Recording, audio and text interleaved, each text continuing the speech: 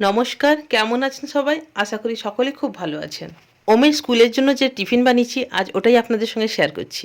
আজ আমি ওমের জন্য বানিয়েছি গুড়ের পরোটা। আর এই টিফিনটা আমি আটা দিয়ে বানিয়েছি, এখানে ময়দা কোনো ব্যবহার করিনি।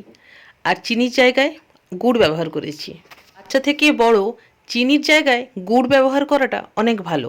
সকালে তাড়াহুড়োর কারণে আমি পরোটাগুলো গোল বেলেছি।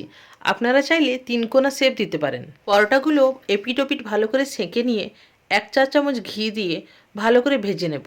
এই ঘিটা ঘরে বানানো ঘি, আপনারা এর জায়গায় বাটারও ব্যবহার করতে পারেন।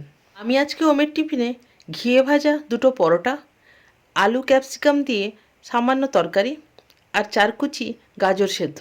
আমি তো আগেই বলেছি ওম সবজি খেতে কখনো বিরক্তি করে না, আর খালি মুখে খাওয়ার জন্য একটু সম্পাপড়ি। আজকে টিফিন আইডিয়াটা কেমন লাগলো লাইক কমেন্টের দ্বারা জানাবেন, আর এই আইডিয়াটা যদি ভালো লাগে তাহলে শেয়ার করবেন।